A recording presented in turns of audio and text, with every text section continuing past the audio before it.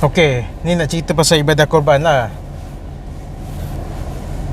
Nak create awareness juga. Aku terus terang tak percaya yang harga RM300, RM300.5, RM295, RM290 punya harga satu bahagian korban.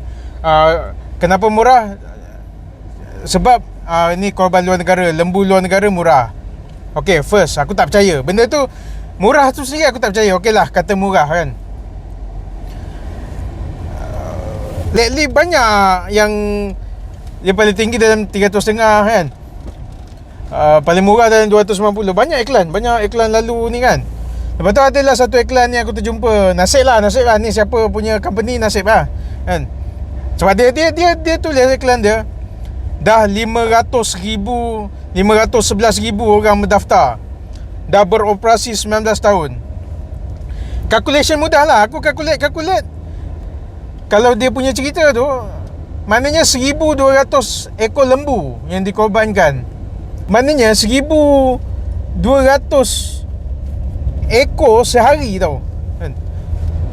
Company tu cuba reply balik aku punya content ni, menunjukkan kau punya operasi tu valid kan. Lepas tu aku nak sedarkan lah juga yang dah subscribe ni. Ada yang komen-komen, aku baca komen kan, kepoci lah sikit kan, baca komen. Alhamdulillah, lebih kurang lah komen dia macam ni, lebih kurang lah ayat dia. Aku fact tu kena baca balik lah. Lebih kurang ayat dia macam ni: Alhamdulillah, arwah mak saya 5 tahun dah berkorban dengan ni, trusted, very trusted lah gitu. Lepas tu saya pun sambung, dah 3 tahun sampai saya sambung. Alhamdulillah, company ni sahih kan, company ni valid, legit kan. Macam itulah komen dia. Lepas tu ada juga yang skeptikal macam aku. Ada yang komen tanya, macam mana ada ke lembu kita ada buat video ke apa, ada hantar video. Okey, ni bagus lah. Yang tanya-tanya macam ni bagus sebenarnya. Dia nak verify kan, murah sangat tu dia nak confirmkan betul ke kan, ataupun collect duit je ke.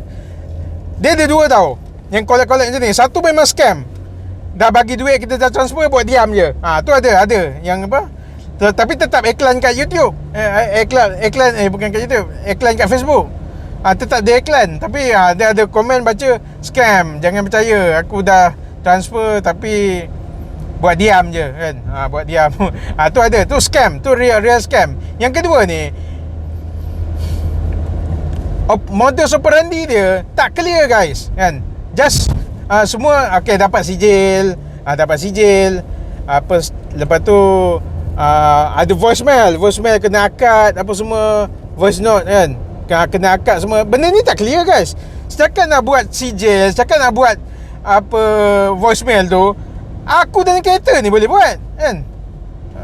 Benda tu benda tu bukan evidence untuk apa korban tu betul-betul berlaku. Dia betul lah, aku rasa korban tu memang berlaku, tapi kemungkinan 3,000 orang dekat satu lembu, kemungkinan lah, ni boleh je, possible je kan. 3,000 orang kat satu lembu, macam mana tu?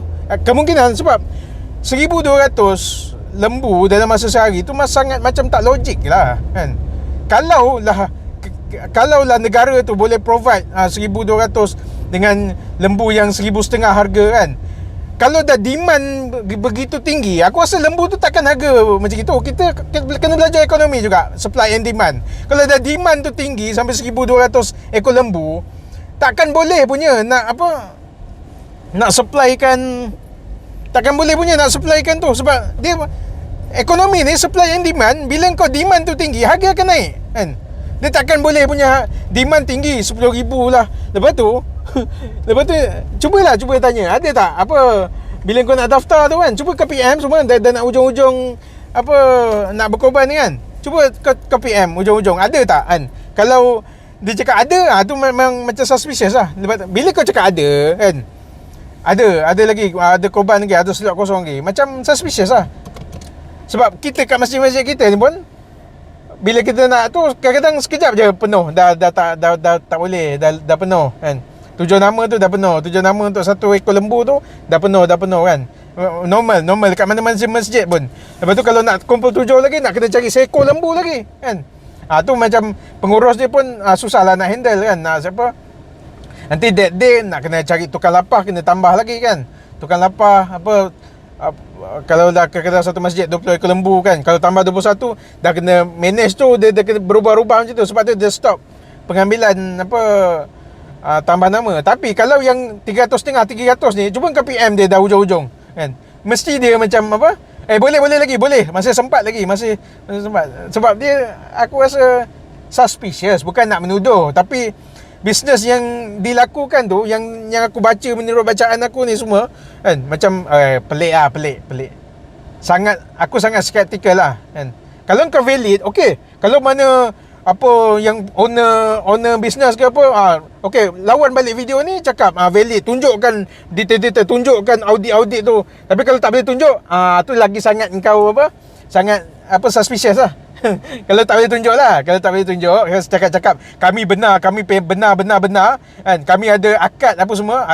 Dulu yang emas tu pun ada akad, yang jual emas yang temberang orang tu pun ada akad juga. Buat Islam pakailah apa benda yang nampak macam Islam apa semua kan. Tapi tetap melahu juga. Okey lah, tu je lah guys, nak create kesedaran lah untuk yang mana nak proceed. Aku tak ada halangan, tapi ini yang mana pada pandangan aku lah, aku belum dapat jawapan lagi. Aku masih study lagi betul ke. Sebab kau buat FB ads nak bayar FB ads lagi, artis yang bercakap lagi, lepas tu nak print sijil lagi, nak managekan berapa orang staff kau orang ada ni kan. Nak kena bayar lagi kan. 300.5 tu mencukupi ke RM300 tu kan? Pula ada diskaun pula, yang pembelian kedua, bahagian kedua RM1.90 kan. Wow, mantap. Kalau bisnes kau mantap, okey, lawan balik video ni, bagi tahu detail kan, betul-betul bagi tahu detail, betul-betul yang kau ni mantap. Detail lah bagi tahu, janganlah voicemail tu tak clear, itu tak melambangkan apa-apa pun kan. Lembu voicemail ke? Akulah lembu yang disembelih. Tak ada. Kalau boleh voicemail lembu bercakap macam tu, okey, boleh diterima lah juga kan. Tapi kalau voicemail akad apa semua, itu belum tentu guys, belum tentu benda tu valid, legit. Okey, tu je nak bagi kesedaran sikit. Kepada yang percaya, teruskan percaya.